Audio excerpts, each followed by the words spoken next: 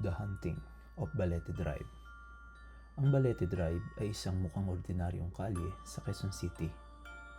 Ito ay kilala sa mga lokal para sa mga kwentong kababalaghan. Isa lang itong tahimik at mapunong daan. Ngunit para sa dumadaan dito sa gabi, ito ay isang daan na nakakapanindig balahibo at puno ng mga kwento na ibinubulong sa mga henerasyon. Isa ito sa pinakasikat na kwentong multo ng mga Pilipino na nakapalibot sa lugar na ito. Nagsimula ang kwento sa isang dalagag na ginangalang Maria, isang nursing student na madalas maglakbay sa kahabaan ng Balete Drive para umuwi pagkatapos ng mahabang gabing klase. Si Maria ay nakatuon sa kanyang pag-aaral, madalas na nagsusunod ng kilay sa hating gabi sa silid aklatan. Siya ay isang matinong kabataang babae na hindi naniniwala sa kababalaghan, na itinatangi ang mga kwento ng mga multo at espiritu bilang mga alamat lamang. Isang napakatahimik na gabi, pagkatapos ng isang partikular na nakakapagod na araw ng pag-aaral, nagpasya si Maria na dumaan sa Balete Drive upang makatipid ng oras. Habang naglalakad siya, palubog na ang araw na nagtutulot ng mga anino na sumasayaw sa pagitan ng mga puno. Ang kalye ay nakakatakot at tahimik at isang nakababahalang pakiramdam ang bumabalot sa kanya. Ngunit ipinagkibit-balikat niya ito at kinukumbinsi ang sarili na ang kadiliman lamang ang naglalaro sa kanyang isipan. Habang nagpapatuloy si Maria sa kanyang paglalakbay, may napansin siyang kakaiba. Isang figura ang lumitaw sa gilid ng kalsada na bahagyan matatakpan ng mga sanga ng punong balete. Isa itong babaeng nakasuot ng mahabang puting gown, mahaba at maitim ang buhok na umaagos sa balikat niya. Bumilis ang tibok ng puso ni Maria, ngunit masyado siyang mausisa at nag-aalinlangan para bumalik.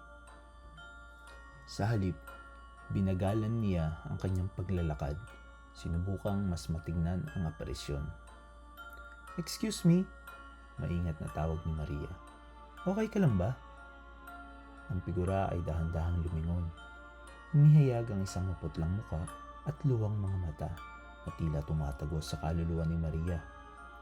May binibigkas ang babae, ngunit walang tunog na lumalabas. Tumibok ang puso ni Maria sa kanyang dibdib nang mapagtantong papalapit sa kanya ang figura. Nabalot siya ng takot at bago niya namalayan, tumatakbo na siya sa kalye at hinahabol ang kanyang hininga. Sa kanyang pagtakas, ang mga bulong sa gabi ay lumakas. Umaangalingaw sa kanyang mga tainga.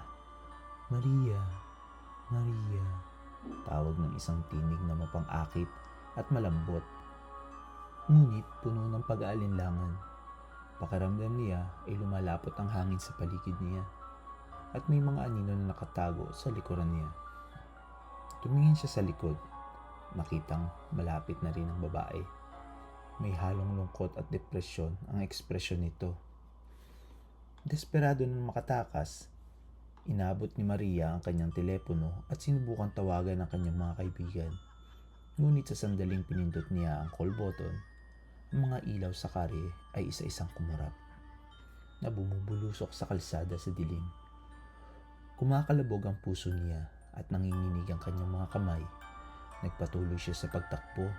Ang mga bulong na ngayon ay pumupuno sa hangin sa paligid niya, na lumalakas ngunit mas lumalalim ang mga tunog nito. Sa kalaunan, lumabas siya sa Balete Drive at patungo sa isang mas mataong kalye kung saan napuno ng mga tawanan at daldala ng hangin. Huminto siya sa pagtakbo at humingal. Nakaramdam siya ng ginhawa, ngunit panandalian lang ito. Ang pangyayari ay nag-iwan sa kanya ng nanginginig at natatakot at hindi niya maalis ang pakiramdam na pinapanood siya.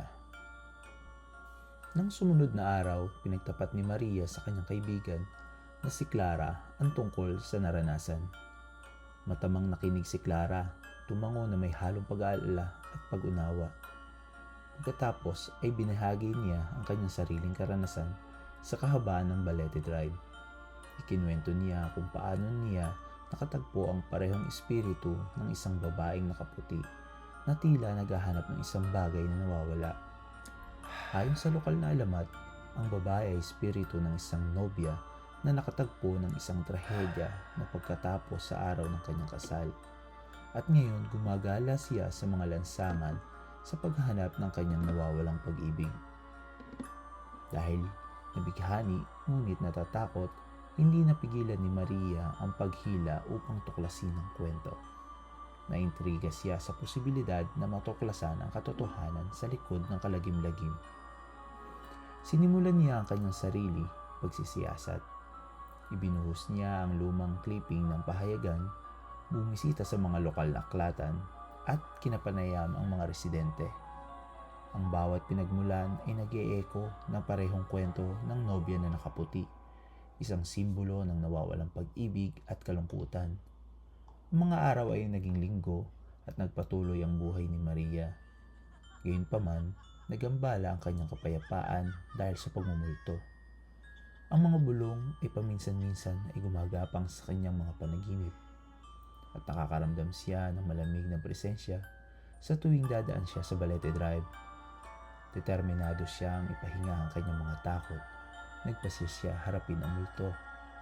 Isang gabi, armado ng walang anuman kundi isang kandila at ang kanyang hindi natitinag na paninindigan, bumalik si Maria sa Balete Drive. Ang mga lansangan ay mas tahimik kaysa dati. Makapal ang hangin habang papalapit sa puno ng balete, kung saan niya unang nakita ang aparisyon. Tumayo si Maria sa paanan ng puno. Tumatawag si dilim. "May tao ba diyan?" tanong niya. Nanginginig ngunit matatag ang boses. Lumipas sa mga sandali at nang malapit na siyang mawalan ng pag-asa, naramdaman niya ang biglang pagbugso ng hangin na naging sanhi ng pagkaluskos ng mga dahon. Lumitaw ang aparisyon. Lumitaw mula ang mga anino. Ang kanyang muka ay lumambot sa pamamagitan ng isang halos ethereal glow. Sa pagkakataong ito, nakita ni Maria ang kalungkutan na nakaukit sa mga tampok ng multo. Ang kanyang guwang na mata ay puno ng pananabik. "Bakit ka nandito?" tanong ni Maria. Nanginginig ang boses. Itinuro ng mga malamulto ang lupa. Ang ekspresyon niya ay may matinding kalungkutan. Bumaha ang pagkakaunawaan kay Maria.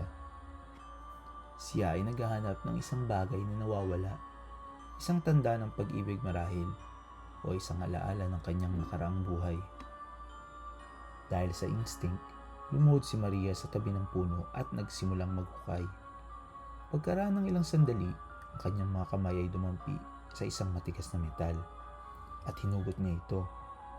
Natuklasan ni Maria ang isang lumang locket. Binuksan niya ito ng maingat.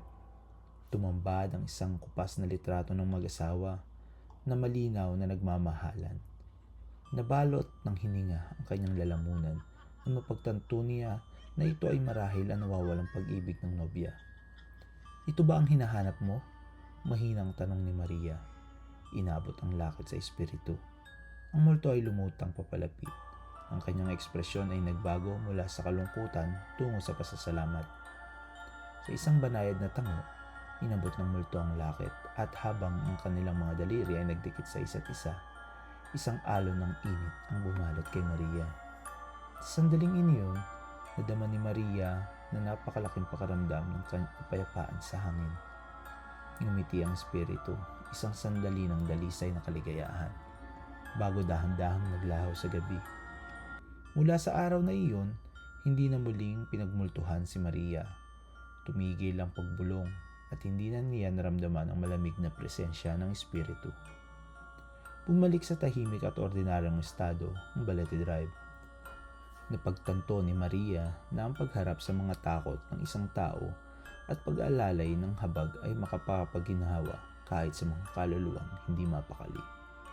Ang alamat ng Bride in White ay nabubuhay sa puso ng mga taga Quezon City, kung saan ibinabahagi nila ang kanyang kwento, hindi bilang isang kwento na nakakakilabot, ngunit bilang isang testamento ng pag-ibig, pagkawala, at kahalagahan ng pagtulong sa mga naliligaw na mahanap ang kanilang daan pauwi.